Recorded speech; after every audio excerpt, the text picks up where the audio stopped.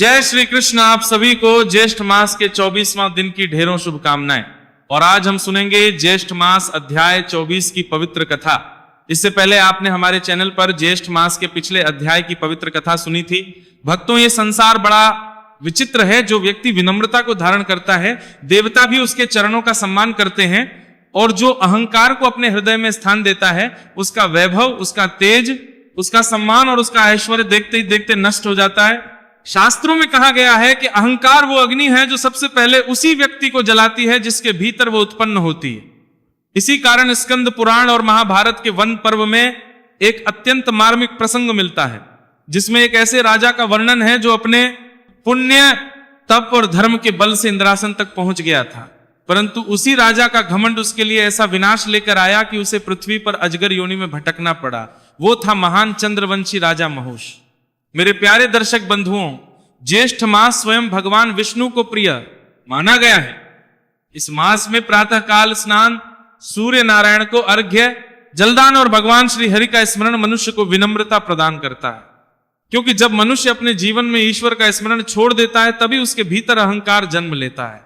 कहा जाता है कि एक समय पृथ्वी पर राजा महूष का बड़ा यश था। वे अत्यंत प्रतापी, धर्मात्मा और प्रजावत्सल राजा थे। उनके राज्य में किसी प्रकार का अन्याय नहीं था। ब्राह्मण संतुष्ट थे, प्रजा सुखी थी, गौओं की रक्षा होती थी और यज्ञ, दान और धर्म के कार्य निरंतर संपन्न होते रहते थे। ज्येष्ठ मास आने पर स्वयं राजा महूष प्रातःकाल पवित्र नदियों में स्नान करते, सूर्य देव को जल अर्पित करते, प्यासों को शीतल जल पिलवाते और भगवत श्री हरि के नाम का संकीर्तन करते थे। इन्हीं पुण्यों के प्रभाव से उनका तेज दिन प्रतिदिन बढ़ता गया। उधर स्वर्ग लोक में एक विचित्र घटना घटित हुई। देवराज इंद्र ने काल वध किया था। यद्यपि वृत्रासुर असुर था, फिर भी वो ब्राह्मण कुल में उत्पन्न हुआ था। इस कारण इंद्र को ब्रह्म हत्या का दोष लग गया। उस दोष के कारण इंद्र भयभीत होकर कहीं छिप गए। जब लोक इंद्र विहीन हो गया तो देवताओं में चिंता व्याप्त हो गई।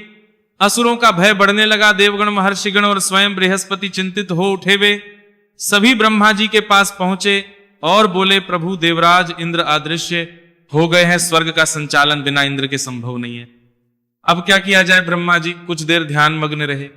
फिर उन्होंने कहा, पृथ्वी पर महूष बड़े पुण्य आत्मा है। उनके तप, यज्ञ और धर्म के प्रभाव से वे इस पद के योग्य हैं। कुछ समय के लिए उन्हें इंद्र पद प्रदान कर दिया जाए। ब्रह्मा जी की आज्ञा सुनकर सभी देवता पृथ्वी पर आए। उस समय राजा महूष प्रजा के कल्याण में लगे हुए थे। देवताओं को अपने द्वार पर देखकर उन्होंने विनम्रता पूर्वक उनका स्वागत किया। बृहस्पति ने कहा, राजन, की धर्मनिष्ठा और पुण्य से प्रसन्न होकर ब्रह्मा जी ने आपको इंद्र पद प्रदान किया है। यह सुनकर आश्चर्यचकित रह गए। वे बोले, गुरुदेव, मैं तो एक साधारण मनुष्य हूं, मैं स्वर्ग के राजा बनने योग्य कैसे हो सकता हूं? बृहस्पति मुस्कुराए। उन्होंने कहा, राजन, योग्यता विनम्रता से आती है और आपके भीतर वही गुण विद्यमान है।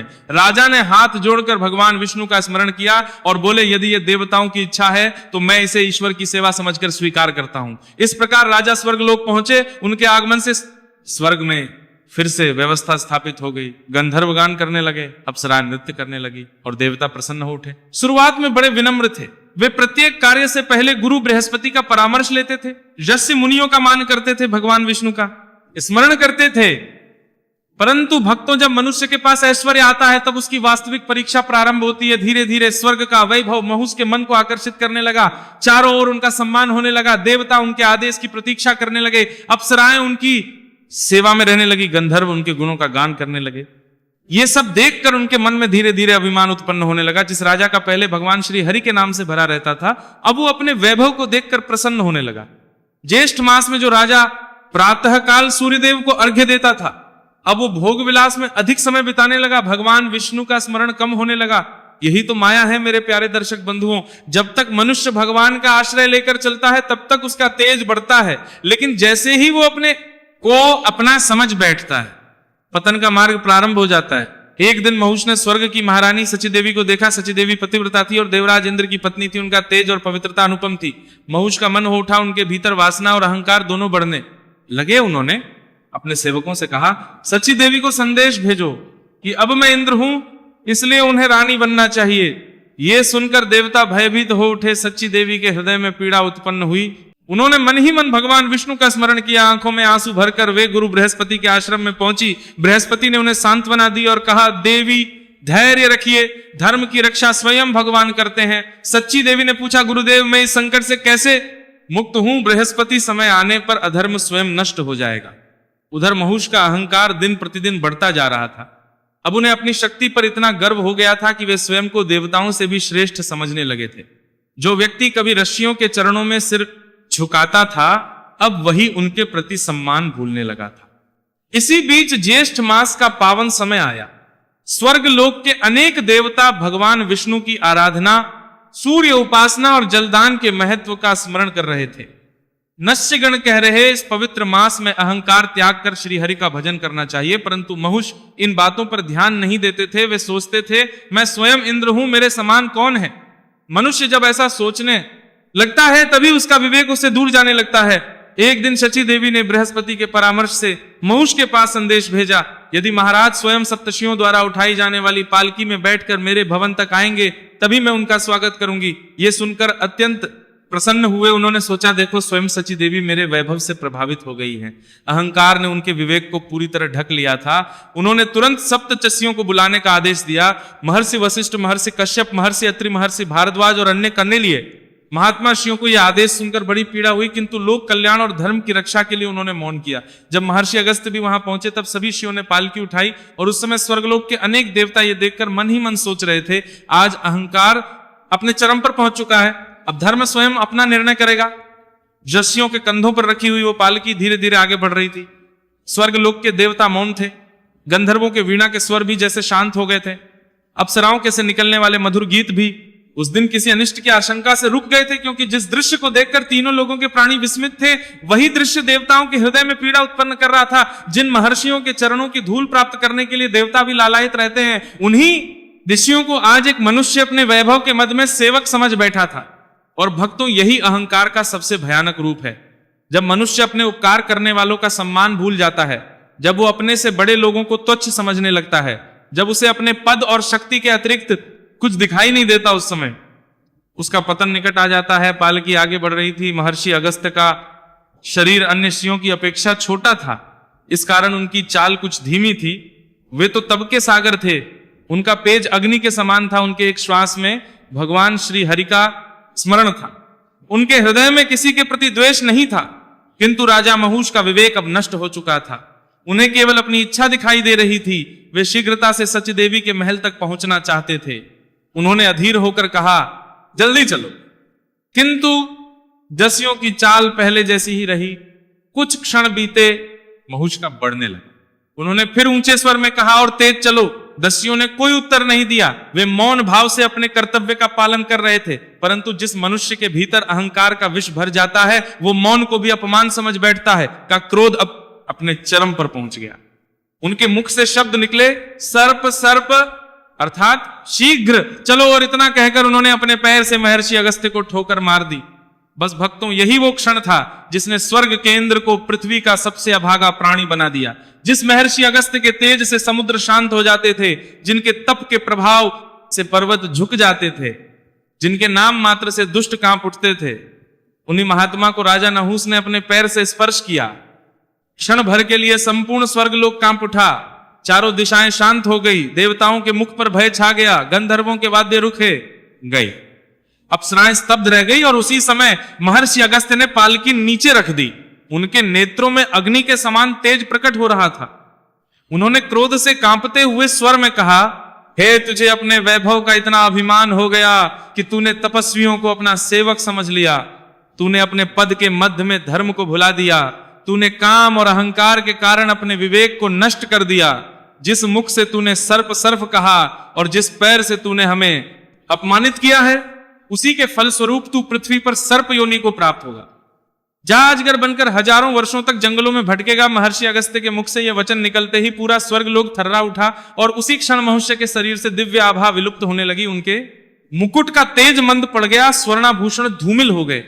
उनकी आंखों से घमंड का नशा उतरने लगा। वे भय से कांप उठे। उनके मन में जैसे बिजली गिर गई। अभी कुछ पहले जो स्वयं को तीनों लोकों का स्वामी समझ रहे थे, अब वे एक साधारण प्राणी की तरह भयभीत होकर महर्षि अगस्त्य के चरणों में गिर पड़े। उनकी आंखों से आंसू बहने लगे। वे रोते हुए बोले, भगवान मुझसे बहुत बड़ा अपराध हो गया, मैं अपने अहंकार में अंधा हो गया था, मुझे क्षमा कर दीजिए, मैं आपके चरणों में शरणागत हूं। लेकिन भक्तों शास्त्र कहते हैं कि कुछ कर्मों का फल अवश्य भोगना पड़ता है, पश्चाताप से का भार हल्का हो जाता है, परंतु कर्म फल से कोई नहीं बच सकता। महर्षि अगस्त्य का क्रोध धीरे धीरे शांत हुआ। उनका हृदय तो दया का सागर था। उन्होंने करुणा से भरे स्वर में कहा, मेरे मुख से निकला हुआ श्राप व्यर्थ नहीं हो सकता, तुझे अजगर योनि अवश्य प्राप्त होगी, किंतु जब द्वापर युग में धर्मराज युधिष्ठिर तुझसे संवाद करेंगे तब तू इस श्राप से मुक्त हो जाएगा। यह सुनकर के हृदय में थोड़ी आशा जागी। उन्होंने पुनः जी के चरणों में प्रणाम किया, किंतु अगले ही क्षण उनका दिव्य शरीर कांपने लगा, उनका स्वर बदलने लगा, उनकी भुजाएं सिकुड़ने लगी, उनका सुंदर रूप विकृत होने लगा और देखते ही देखते स्वर्ग का राजा एक विशाल भयानक अजगर में परिवर्तित हो गया। वो दृश्य देखकर देवता भी कांप उठे। जो कभी इंद्रासन पर बैठा था वो अब अपने कर्मों के कारण पशु योनि में जा रहा था। सच ही कहा है, अहंकार मनुष्य के सारे पुण्यों को नष्ट कर देता है। महुष के अजगर बनते ही वो स्वर्ग से नीचे गिरने लगा, आकाश से पृथ्वी की ओर गिरते समय उसका हृदय पश्चाताप से भर उठा। वो विलाप कर रहा था, हाय मैंने क्या कर दिया, जिस पद के लिए देवता लालायित रहते थे उसे मैंने अपने अहंकार के कारण खो दिया। जिस सम्मान को पाने के लिए मनुष्य जन्म जन्मांतर तक तप करता है उसे मैंने अपने नष्ट कर दिया। किंतु अब बहुत देर हो चुकी थी। कुछ ही क्षणों में वो पृथ्वी पर एक घने वन में आ गिरा। वो वन अत्यंत भयानक था। चारों ओर ऊंचे ऊंचे वृक्ष थे। घने बादलों के कारण सूर्य का प्रकाश भी वहां ठीक से नहीं पहुंच पाता था। सिंहों की गर्जना सुनाई देती थी। हाथियों के झुंड विचरण करते थे। विषैले जीव जंतु उस वन में भरे हुए थे। उसी वन की एक विशाल गुफा में अजगर रूपी महुष ने अपना निवास बनाया। अब न मुकुट था, ना इंद्रासन था, ना देवताओं की स्तुतियां थी, ना अप्सराओं का नृत्य था, ना गंधर्वों का संगीत था। चारों ओर केवल अंधकार था, अकेलापन था, पश्चाताप था और बीतते हुए समय की लंबी पीड़ा थी। भक्तों, यही संसार का सत्य है। धन, पद, यश, वैभव और सम्मान सब नश्वर है। यदि मनुष्य के भीतर विनम्रता नहीं है तो उसका सारा क्षण भर में समाप्त हो सकता है। इसीलिए ज्येष्ठ मास में भगवान श्री हरि की भक्ति का इतना महत्व बताया गया है, क्योंकि भगवान का स्मरण मनुष्य को नम्र बनाता है। ज्येष्ठ मास में जलदान करने वाला, सूर्य नारायण को अर्घ्य देने वाला, ब्राह्मणों और जरूरतमंदों की सेवा करने वाला मनुष्य अपने भीतर के अहंकार को धीरे धीरे समाप्त कर देता है। स्कंद पुराण में कहा गया है कि जो मनुष्य इस मास में काल स्नान करके भगवान विष्णु का स्मरण करता है उसके भीतर से अभिमान का अंधकार दूर होने लगता है। लेकिन महुष अब अपने कर्मों का फल भोग रहे थे। सैकड़ों वर्ष बीत गए, फिर हजारों वर्ष बीत गए। थितुएं आती और चली जाती, राज्य बदल गए, वंश समाप्त हो गए, असंख्य राजाओं का उदय और पतन हो गया, लेकिन वो अजगर उसी वन में पड़ा रहा। अब उसके हृदय में केवल एक ही सहारा था, महर्षि अगस्त्य का वो वचन कि एक दिन धर्मराज युधिष्ठिर के दर्शन से उसे प्राप्त होगी। इसी आशा के सहारे वो वर्षों तक भगवान श्री हरि का स्मरण करता रहा। धीरे धीरे उसके भीतर का अहंकार पूरी तरह समाप्त हो चुका था। अब वो अपने पूर्व वैभव को याद करके रो पड़ता था। उसकी आंखों से पश्चाताप के आंसू बहते और वो मन ही मन भगवान विष्णु से प्रार्थना करता, प्रभु मैंने अपने घमंड में बहुत बड़ा अपराध में तारा में से चारा किया, अब मुझे केवल आपकी शरण चाहिए। और एक दिन का चक्र घूमते घूमते द्वापर युग में पहुंच गया। पृथ्वी पर महाभारत का काल प्रारंभ हो चुका था। पांडव वनवास के कठिन दिनों को व्यतीत कर रहे थे और उसी वन के आसपास जहां अजगर रूपी महुष अपने कर्मों की तूबन महुष का फल भोग रहा था, धर्मराज युधिष्ठिर और उनके भाई भी अपने वनवास के दिनों में विचरण कर रहे थे। उधर भगवान की इच्छा से एक ऐसी घटना घटने वाली थी जिसकी प्रतीक्षा अजगर रूपी महुष हजारों वर्षों से कर रहा। कुछ समय बीता। वनवास के वे कठिन दिन पांडवों के लिए निरंतर परीक्षाओं से भरे हुए थे। धर्मराज युधिष्ठिर अपने भाइयों और द्रौपदी के साथ ऋषियों की आज्ञा का पालन करते हुए वन में निवास कर रहे थे। विपत्तियां थी, कष्ट थे, अपमान था, किंतु उनके हृदय में भगवान श्री हरि के प्रति अटूट श्रद्धा थी। मेरे प्यारे दर्शक बंधुओं, यही तो धर्म की पहचान है। सुख में भगवान को याद करना सरल होता है, लेकिन जो दुख में प्रभु का नाम नहीं छोड़ता वही सच्चा भक्त कहलाता है। एक दिन भीमसेन वन में भ्रमण करते हुए दूर निकल गए। वायुपुत्र भीम अपने बल पर अत्यंत गर्व नहीं करते थे, किंतु उन्हें अपनी शक्ति पर विश्वास अवश्य था। वे आगे बढ़ते गए। उधर हजारों वर्षों से श्राप भोग रहा अजगर रूपी महुष उसी वन की एक गुफा में निवास कर रहा था। समय ने उसके भीतर का सारा घमंड नष्ट कर दिया था। अब उसके हृदय में केवल भगवान विष्णु का स्मरण था। अचानक उसकी दृष्टि भीमसेन पर पड़ी। वो समझ गया कि अब वो समय निकट है जिसकी प्रतीक्षा वो युगों से कर रहा था। वो विशाल अजगर धीरे धीरे आगे बढ़ा और देखते ही देखते उसने भीमसेन को अपनी कुंडली में जकड़ लिया। भीमसेन ने पूरा बल लगाया, धरती कांप उठी, वृक्ष हिलने लगे, किंतु आश्चर्य, उनका सारा बल निष्फल हो गया। वे उस अजगर की पकड़ से मुक्त नहीं हो सके। भीमसेन आश्चर्यचकित रह गए। उन्होंने कहा, तू कौन है? तेरे भीतर ऐसा कौन सा बल है जो मुझे भी बांध सकता है? अजगर ने शांत स्वर में कहा, भीमसेन, मैं कोई साधारण सर्प नहीं हूं, मैं वही नहुष हूं जो कभी इंद्रासन पर बैठा था। भीमसेन ये सुनकर विस्मित रह गए। उधर जब भीमसेन बहुत देर तक वापस नहीं लौटे तो युधिष्ठिर चिंतित हो उठे। वे अपने की खोज करते हुए उसी स्थान पर पहुंचे। उन्होंने देखा कि एक विशाल अजगर ने भीमसेन को जकड़ रखा है, किंतु धर्मराज के मुख पर भय नहीं था। उन्होंने पहले भगवान श्री हरि का स्मरण किया, फिर शांत स्वर में बोले, हे नागराज, आप कौन हैं? अजगर ने अपने जीवन का सारा वृतांत सुनाया। उसने बताया कि किस प्रकार इंद्रासन के अहंकार ने उसे पतन के मार्ग पर पहुंचा दिया। महर्षि का श्राप सुनाकर उसने कहा, राजन, मुझे बताया गया था कि आपके दर्शन और आपके साथ धर्म चर्चा से मुझे मुक्ति प्राप्त होगी। धर्मराज युधिष्ठिर ने करुणा से भरकर उसकी ओर देखा। उन्होंने अनुभव किया कि यह जीव अपने पापों का दंड भोग चुका है। फिर महुष ने अनेक प्रश्न पूछे। उसने पूछा, मनुष्य को महान क्या बनाता है? सच्चा कौन है? धर्म किसे कहते हैं? और तब धर्मराज युधिष्ठिर ने बड़े सरल शब्दों में उत्तर दिया, जन्म नहीं गुण मनुष्य को महान बनाते हैं। सत्य, क्षमा, दया, संयम और भगवान के प्रति भक्ति ही वास्तविक धर्म है। जो अपने भीतर से अहंकार को निकाल देता है वही वास्तव में श्रेष्ठ है। जो दूसरों के दुख को अपना दुख समझिए वही सच्चा मनुष्य है। जो भगवान श्री हरि की शरण में रहता है उसका कभी पतन नहीं होता। इन वचनों को सुनते ही महुष की आंखों से आंसू बहने लगे। युगों से उसके हृदय में जमा हुआ पश्चाताप जैसे बाहर निकलने लगा। उसने रोते हुए कहा, धर्मराज, आज मुझे ज्ञात हुआ कि मेरे पतन का कारण मेरा घमंड था। मैंने स्वयं को सबसे बड़ा समझ लिया था और इसी कारण मैं सबसे छोटा बन गया। इतना कहते ही महर्षि अगस्त्य के वचन सत्य होने लगे। अचानक उस अजगर के शरीर से दिव्य प्रकाश प्रकट हुआ। उसका विकराल रूप समाप्त होने लगा। क्षण भर में वो पुनः अपने दिव्य स्वरूप में प्रकट हो गया। उसके शरीर पर दिव्य आभूषण सुशोभित हो उठे। उसके मुख पर विनम्रता और पश्चाताप का तेज दिखाई दे रहा था। उसने हाथ जोड़कर धर्मराज युधिष्ठिर को प्रणाम किया, भीमसेन को किया। फिर भगवान विष्णु का स्मरण करते हुए बोला, प्रभु, आपने मुझे मेरे अहंकार का फल भी दिखाया और अपनी कृपा से मुक्ति भी प्रदान की। उसी समय दिव्य विमान महाप्रकट हुआ। देवदूत आए।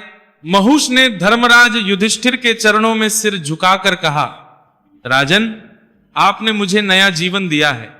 अब मैं समझ गया हूं कि पद, प्रतिष्ठा और ऐश्वर्य का कोई मूल्य नहीं, यदि मनुष्य के भीतर विनम्रता और भगवान के प्रति प्रेम ना हो। इतना कहकर वो दिव्य विमान में बैठकर स्वर्ग लोक को चला गया। भक्तों, ये कथा केवल महुष की नहीं है, ये हम सबके जीवन का दर्पण है। जब मनुष्य धन, पद, सुंदरता, ज्ञान या शक्ति का अभिमान करता है तब वो महुष की तरह अपने पतन का मार्ग स्वयं तैयार कर लेता है। इसीलिए स्कंद पुराण और पद्म पुराण में ज्येष्ठ मास के महत्व का वर्णन करते हुए कहा गया है कि इस पवित्र मास में प्रातः काल स्नान करना चाहिए, सूर्य नारायण अर्घ्य देना चाहिए। इसके आगे की कथा आप सभी कल सुनिएगा। भगवान पुरुषोत्तम सब पर कृपा करें। हरे कृष्ण।